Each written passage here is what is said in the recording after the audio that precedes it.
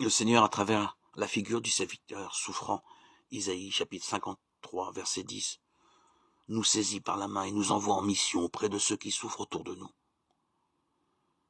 À la lumière de l'Esprit Saint, aujourd'hui mon geste de partage pourra être d'éclairer humblement quelqu'un qui n'y voit pas clair dans son chemin, ou d'apporter du réconfort à quelqu'un qui vit une forme d'enfermement. Dieu juste et saint vient au secours de ceux qui sont injustement emprisonnés, de ceux qui sont condamnés à mort sans faute réelle de leur part. Relève ceux qu'une addiction telle que l'alcool, la drogue, le jeu ou la pornographie enferme et détruit. Éclaire ceux qui se replient sur eux-mêmes par peur du monde. Père des lumières, illumine ceux qui te cherchent avec droiture. Donne-leur la force de ton esprit pour qu'ils vivent selon l'évangile. Aide-moi, Seigneur, à prendre conscience que la vie m'est donnée par Dieu. Je pourrais constater mes aveuglements ou bien les lieux de ma vie où je suis comme prisonnier. Permets-moi de remettre humblement ma vie entre tes mains, Seigneur, pour sortir des ténèbres et ouvrir les yeux à ta lumière. Ton amour, Seigneur, est plus grand que toutes mes contradictions, que toutes les addictions. À toi, Seigneur, tout honneur et toute gloire pour les siècles des siècles. Gloire à Dieu au plus haut des cieux et paix sur la terre aux hommes qu'il aime. Nous ne faisons pas preuve de maîtrise de soi si nous nous attardons continuellement à ce qui pourrait nous asservir, tel le péché. Philippiens 2,13 dit que c'est Dieu qui produit en vous le vouloir et le faire, selon son bon plaisir. Toute bonne action que nous faisons est le fruit de l'œuvre de l'Esprit dans nos vies. Une définition du péché est comblée, un besoin légitime par des moyens illégitimes, comme nous l'enseigne Romains 6,6. Sans la puissance du Saint-Esprit, nous sommes incapables de savoir et de choisir la meilleure façon de répondre à nos besoins. Même si nous savions ce qui serait le mieux, comme ne pas fumer, un autre besoin comme le confort prendrait le pas et nous asservirait à nouveau. Lorsque nous sommes sauvés par le sacrifice du Christ, nous sommes libres. Galates 5,1. Cette liberté comprend entre autres choses la libération du péché. Notre vieil homme a été crucifié avec lui afin que le corps du péché soit détruit, pour que nous ne soyons plus esclaves du péché. Romains 6,6. Maintenant, comme l'Esprit nous donne la maîtrise de soi, nous pouvons refuser le péché. En tant que croyants, nous devons constamment faire face aux tentations et aux attaques du monde qui nous entoure. Tout ce que nous voyons, lisons, faisons, entendons, mettons dans notre corps nous affecte d'une manière ou d'une autre. C'est pourquoi, pour maintenir une relation étroite avec Dieu, nous devons mettre de côté nos anciennes façons de faire les choses. Les choses que nous regardons à la télévision, les vieilles mauvaises habitudes, telles que l'abus d'alcool, de tabac, les activités auxquelles nous participons et les personnes avec lesquelles nous passons notre temps. Les gens sont divisés en deux catégories seulement. Ceux qui appartiennent au monde et à son chef, Satan, et ceux qui appartiennent à Dieu. Acte 26, 18. Ces deux groupes de personnes sont décrits en termes d'opposés tout au long de la Bible. Par exemple, ceux qui sont dans les ténèbres, ceux qui sont dans la lumière, ceux qui ont la vie éternelle, ceux qui ont la mort éternelle, ceux qui sont en paix avec Dieu, ceux qui sont en guerre avec lui, ceux qui croient à la vérité et ceux qui croient au mensonge, ceux qui sont sur le chemin étroit du salut, ceux qui sont sur la voie large de la destruction, et bien d'autres encore. Il est clair que le message des Écritures est que les croyants sont complètement différents des non-croyants, et c'est dans cette perspective que nous devons discerner quel genre d'amitié nous pouvons réellement avoir avec les non-croyants. Pour arriver en haut de la montagne de la perfection, suivez le Christ, il est votre guide. Faites-lui confiance toujours, même en pleine nuit. Acceptez pour lui ce qui vous coûte, mais avancez sans vous tendre, sans vous crisper, en souplesse, en bon montagnard. Et n'oubliez pas que pour faire une bonne ascension, on ne se sache pas le bagage inutile. Votre bâton, ce sera la croix de Jésus.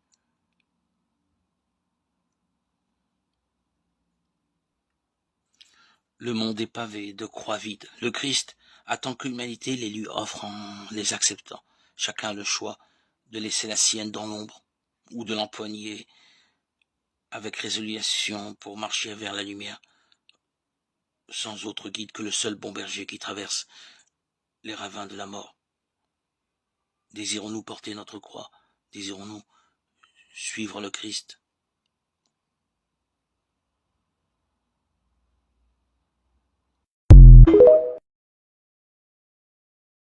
Le Seigneur, à travers la figure du serviteur souffrant, Isaïe chapitre 53, verset 10, nous saisit par la main et nous envoie en mission auprès de ceux qui souffrent autour de nous.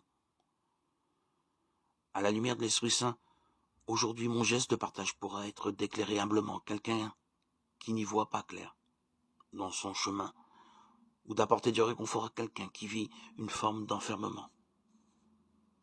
Dieu juste et saint, viens au secours de ceux qui sont injustement emprisonnés, de ceux qui sont condamnés à mort sans faute réelle de leur part. Relève ceux qu'une addiction telle que l'alcool, la drogue, le jeu ou la pornographie enferme et détruit. Éclaire ceux qui se replient sur eux-mêmes par peur du monde. Père des lumières, illumine ceux qui te cherchent avec droiture. Donne-leur la force de ton esprit pour qu'ils vivent selon l'Évangile. Aide-moi, Seigneur, à prendre conscience que la vie m'est donnée par Dieu. Je pourrais constater mes aveuglements ou bien les lieux de ma vie où je suis comme prisonnier. Permets-moi de remettre humblement ma vie entre tes mains, Seigneur, pour sortir des ténèbres et ouvrir les yeux à ta lumière. Ton amour, Seigneur, est plus grand que toutes mes contradictions, que toutes les addictions. À toi, Seigneur, tout honneur et toute gloire pour les siècles des siècles. Gloire à Dieu au plus haut des cieux et paix sur la terre aux hommes qu'il aime. Que nous serions heureux dans notre adversité si, renonçant à notre esprit propre, nous n'avions d'autre lumière ni d'autre conduite que celle de Dieu intimement présent en nous. Nous verrions alors toutes choses par la vue de Dieu et non par la nôtre. C'est-à-dire que nous ne verrions plus les choses que comme Dieu les voit, d'autant qu'il serait notre œil, notre vue et notre lumière, qui fait que les croix paraissent si belles aux âmes avancées, que les mépris, les humiliations, les persécutions et les opprobres leur semblent si beaux. C'est sans doute parce qu'elles les regardent avec les yeux de Dieu présents en elles, et non avec leurs yeux propres, et parce que les yeux de Dieu trouvent les croix belles et désirables. Nous pouvons approuver que ce que Dieu approuve, ni rejeter que ce qu'il rejette. Au contraire, les âmes imparfaites n'y trouvent que peine et difficulté, d'autant qu'elles regardent avec les yeux de leur nature corrompue ou de leur raison purement humaine, qui sont incapables d'en juger comme il faut. Oh, que c'est une chose très parfaite, très digne et très relevée de voir et juger des choses dans la vue et le jugement même de Dieu. C'est les voir et connaître pour qu'elles sont véritablement. Et c'est de ces âmes que parle le prophète roi quand il dit qu'il y aura un jour qui marcheront à la lumière de la face de Dieu. Seigneur, ils avanceront dans la lumière de ton visage. Psaume 88, 6.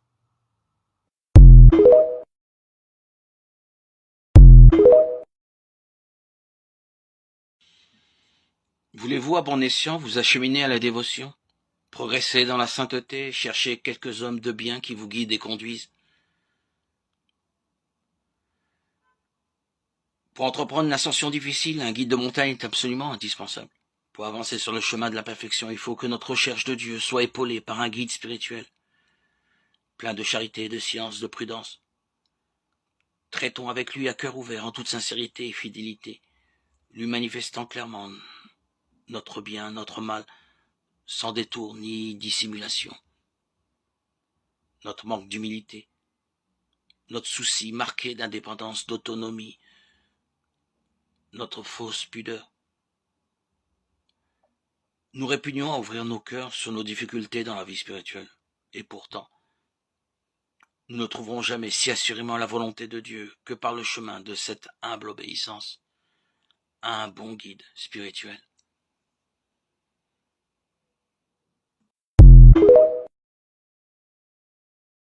Car nous savons que la loi est spirituelle, mais moi je suis charnel, vendu au péché. Car ce que je fais, je ne le comprends pas. Car je ne fais pas ce que je voudrais, mais je fais ce que je hais. Mais si je fais ce que je ne veux pas, je suis d'accord avec la loi, reconnaissant que la loi est bonne. Ainsi donc, ce n'est plus moi qui le fais, mais c'est le péché qui habite en moi. Car je sais qu'il n'habite rien de bon en moi, c'est-à-dire dans ma chair. La volonté est en moi, mais non l'accomplissement du bien. Car le bien que je veux, je ne le fais pas, mais je fais le mal que je ne veux pas. Mais si je fais ce que je ne veux pas, ce n'est plus moi qui le fais, mais c'est le péché qui habite en moi. Je découvre donc que le mal est présent en moi, moi qui veux faire le bien. Car je participe avec joie à la loi de Dieu dans l'homme intérieur, mais je vois une autre loi dans les membres de mon corps, qui lutte contre la loi de mon entendement et me rend prisonnier de la loi du péché, qui est dans mes membres. Misérable que je suis, qui me délivrera du corps de cette mort? Romains 7, 14, 24. La Bible dit clairement que l'humanité n'a pas commencé de cette façon.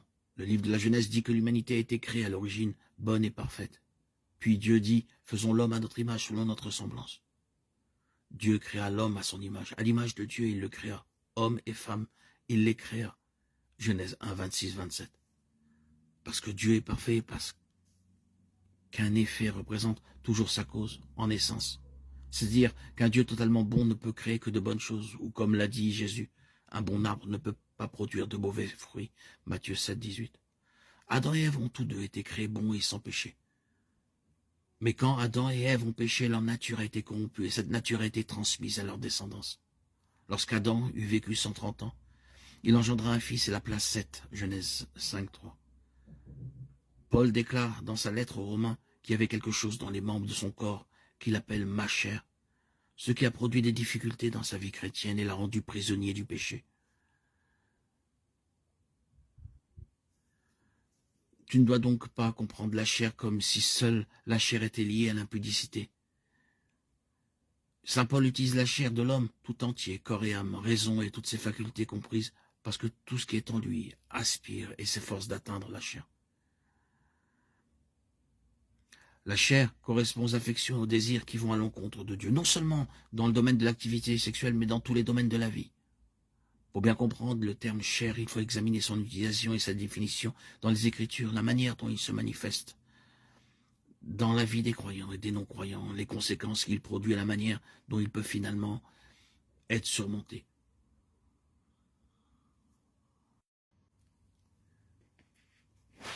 La dernière caractéristique mentionnée dans Galates 5, 22, 23, comme un fruit de l'esprit, c'est la maîtrise de soi. Le fruit de l'esprit est le changement de caractère qui se produit grâce à l'œuvre du Saint-Esprit en nous. Nous ne devenons pas chrétiens par nous-mêmes et nous ne pouvons pas grandir par nous-mêmes. La maîtrise de soi est bien sûr la capacité de se contrôler. Cela implique la modération, la contrainte et la capacité de dire non à nos désirs les plus bas et à nos convoitises charnelles. L'une des preuves de l'œuvre de Dieu dans nos vies est la capacité de contrôler nos propres pensées, paroles et actions. Ce n'est pas que nous soyons naturellement faibles de volonté, mais notre nature déchue est sous l'influence du péché.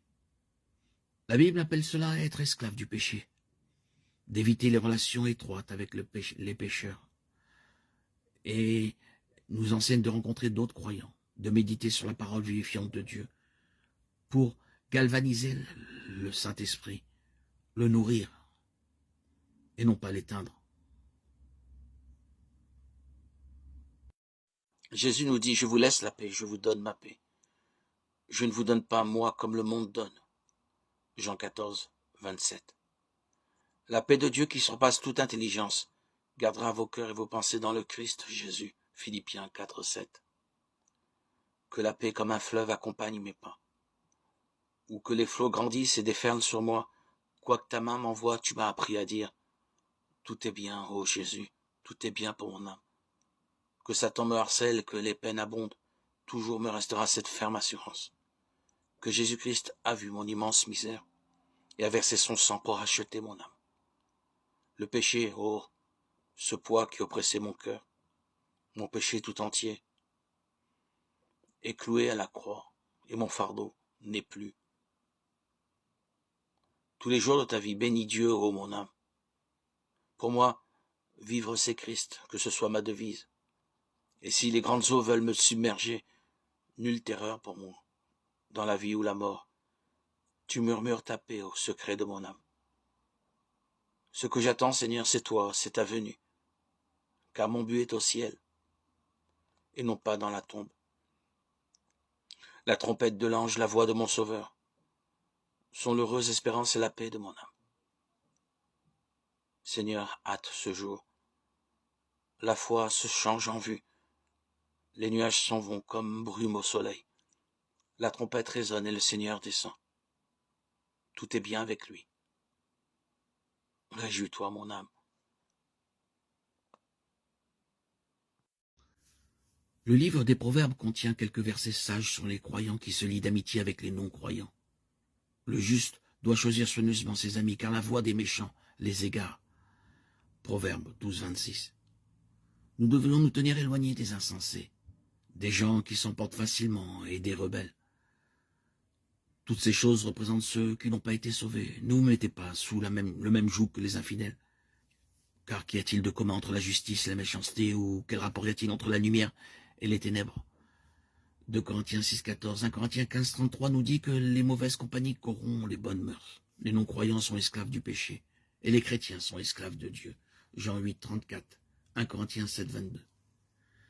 Si nous nous impliquons profondément, que ce soit par amitié ou par une relation amoureuse avec des non-chrétiens, nous nous préparons à des troubles. Cela peut, et c'est souvent le cas, amener le chrétien à trébucher dans sa marche, à retomber dans une vie de péché et à détourner les autres de Dieu, en dénaturant Dieu et le christianisme. Un autre effet néfaste de la proximité avec les non-croyants est notre tendance à édulcorer les vérités de l'Écriture, afin de ne pas les offenser. Il y a des vérités difficiles dans la parole de Dieu, des vérités telles que le jugement et l'enfer. Lorsque nous minimisons ou ignorons ces doctrines ou essayons de les atténuer en substance, nous traitons Dieu de menteur pour le bien de ceux qui sont déjà sous l'emprise de Satan. Et ce n'est pas de l'évangélisation. Le serpent était rusé, paraît-il, et l'erreur de la femme fut de croire tout ce qu'il racontait. Il disait du mal de Dieu et de ses commandements. Il introduisait dans le cœur de la femme un soupçon sur les intentions de Dieu.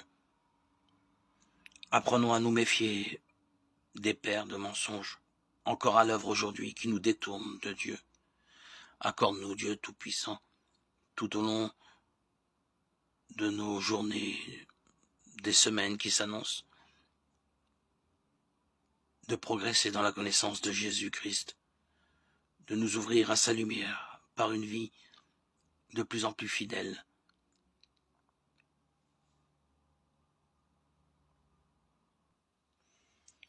Crée en moi, Seigneur, un cœur pur. Renouvelle et raffermis au fond de moi mon esprit. Ne me chasse pas loin de ta face. Ne me reprends pas ton Esprit Saint. Rends-moi la joie d'être sauvé. Que l'Esprit généreux me soutienne. Seigneur, ouvre mes lèvres, et ma bouche annoncera ta louange.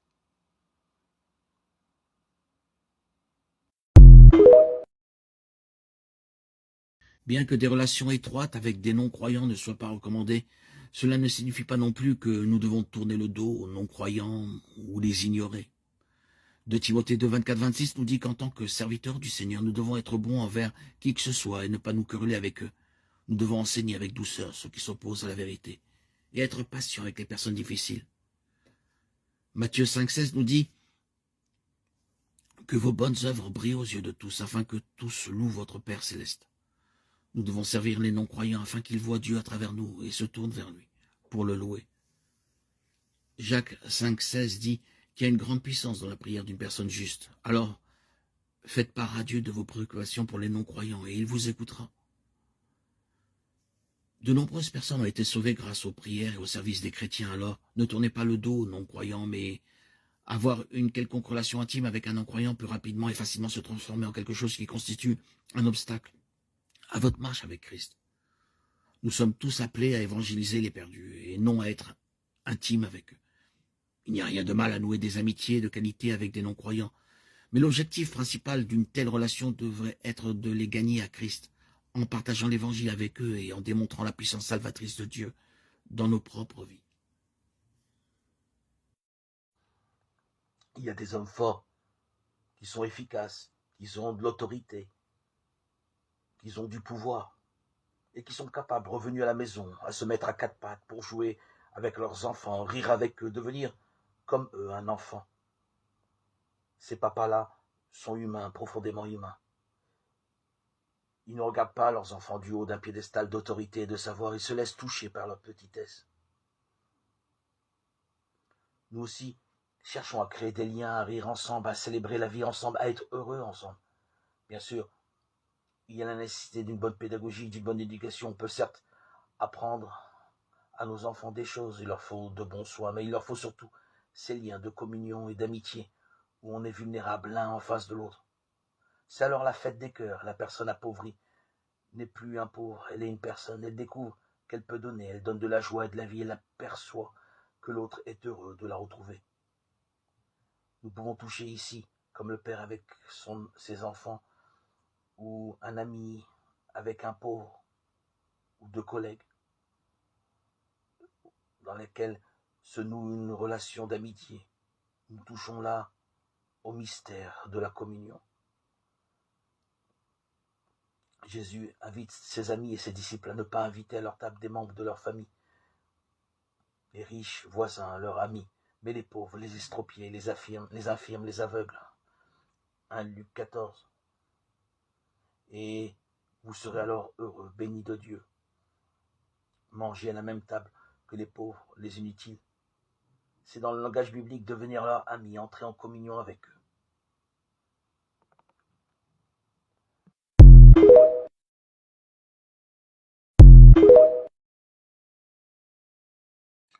Entre deux personnes, ce n'est jamais le faire qui est le plus important.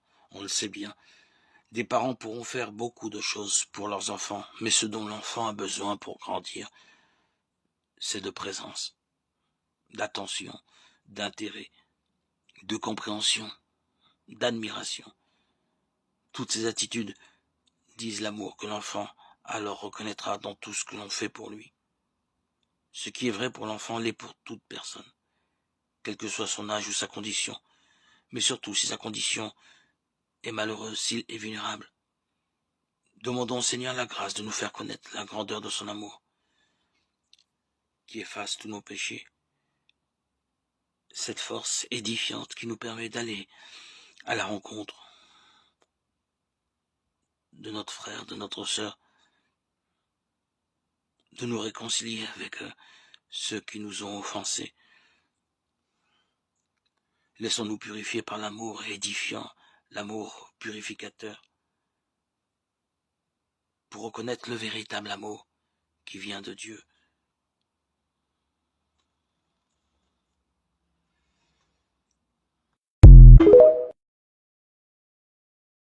Après l'ascension de Jésus, les disciples priaient tous ensemble sans cesse. Plus tard, après la Pentecôte, l'Église primitive s'appliqua à la prière. Leur exemple nous encourage à prier avec les autres. Nous devons présenter nos requêtes à Dieu. Philippiens 4,6 enseigne « Ne vous inquiétez de rien, mais en toute chose faites connaître vos besoins à Dieu par des prières et des supplications avec des actions de grâce pour gagner la bataille spirituelle. » Il faut notamment prier en tout temps par l'Esprit avec toutes sortes de prières et de supplications, Éphésiens 6,18. Nous voyons un autre type de prière dans Philippiens 4,6, l'action de grâce ou les remerciements à Dieu. Avec action de grâce, faites connaître à Dieu vos besoins. On trouve de nombreux exemples de prières d'action de grâce dans les psaumes. La prière d'adoration est similaire à la prière d'action de grâce. La différence est que l'adoration se concentre sur qui est Dieu. L'action de grâce se concentre sur ce que Dieu a fait. Les dirigeants de l'église d'Antioche priaient de cette manière avec le jeûne. Pendant qu'ils adoraient le Seigneur et jeûnaient, le Saint-Esprit dit « Mettez-moi à part, Barnabas et Saül, pour l'œuvre à laquelle je les ai appelés. » Puis après avoir jeûné et prié, ils leur imposèrent les mains et les laissèrent partir. Acte 13, 2, 3.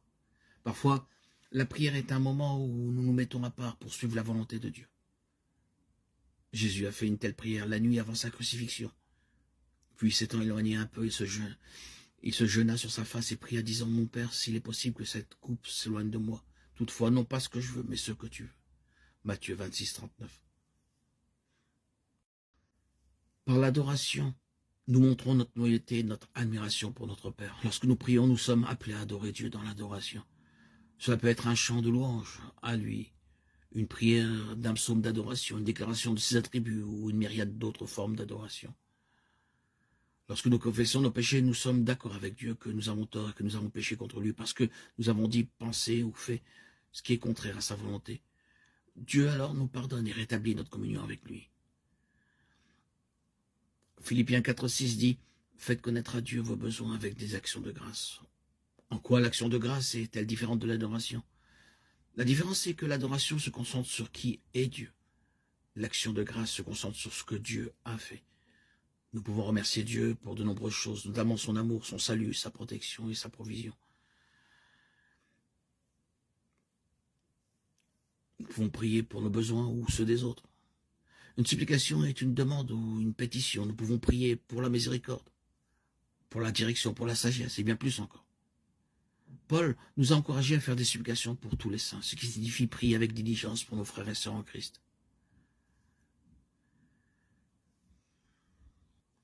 Rappelez-vous que la prière n'est pas une formule et que chaque prière ne doit pas nécessairement couvrir tous les types de prières. Dieu veut que nous parlions avec notre cœur et que nous nous exprimions à lui.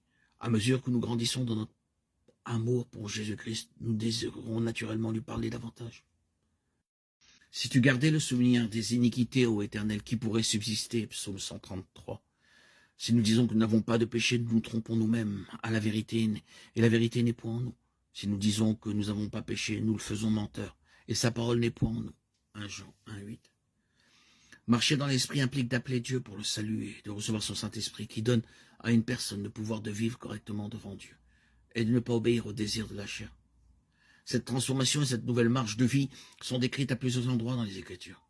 La dernière étape est une marche de mort où la chair est affamée de ses désirs de sorte qu'elle finit par mourir. Même si une personne est née de nouveau par l'Esprit de Dieu, elle doit comprendre qu'elle possède toujours la vieille nature avec ses désirs qui sont en guerre avec la nouvelle nature et les désirs qui viennent de l'Esprit. D'un point de vue pratique, le chrétien évite délibérément de nourrir la vieille nature charnelle et pratique plutôt de nouveaux comportements qui sont guidés par l'Esprit. J'ai été crucifié avec Christ et si je vis, ce n'est plus moi qui vis, c'est Christ qui vit en moi. Et si je vis maintenant dans la chair, je vis dans la foi au Fils de Dieu, qui m'a aimé et qui s'est livré lui-même pour moi. Galates 2:20. De même, considérez-vous comme mort au péché, comme vivant pour Dieu en Jésus-Christ. Romains 6:11. Que votre amour soit vrai.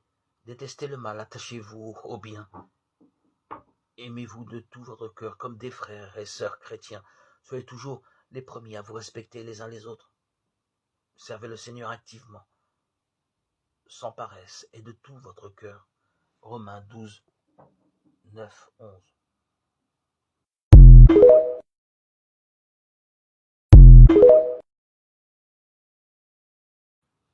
Dans le livre de l'Apocalypse, la Révélation, chapitre 15, 1, 4,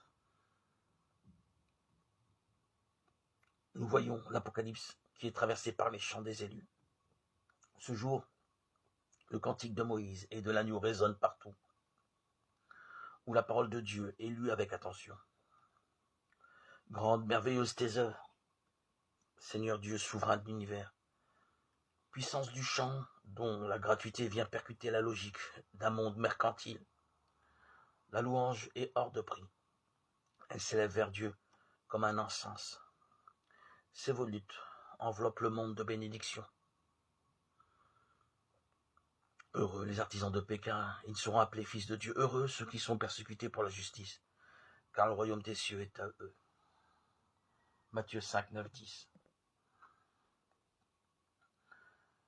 Qu'ils sont grands, tes bienfaits, Seigneur, tu les réserves à ceux qui te craignent. Psaume 30, 20. Chantez au Seigneur un chant nouveau, car il a fait des merveilles. Par son bras très saint, par sa main puissante, il s'est assuré la victoire. Le Seigneur a fait connaître sa victoire et révélé sa justice aux nations. Il s'est rappelé sa fidélité, son amour en faveur de la maison d'Israël. Psaume 97. Seigneur, que nous soyons toujours fidèles jusqu'à la mort à ta parole et que nous puissions recevoir cette couronne que tu as promis à tes fidèles, la couronne de la vie.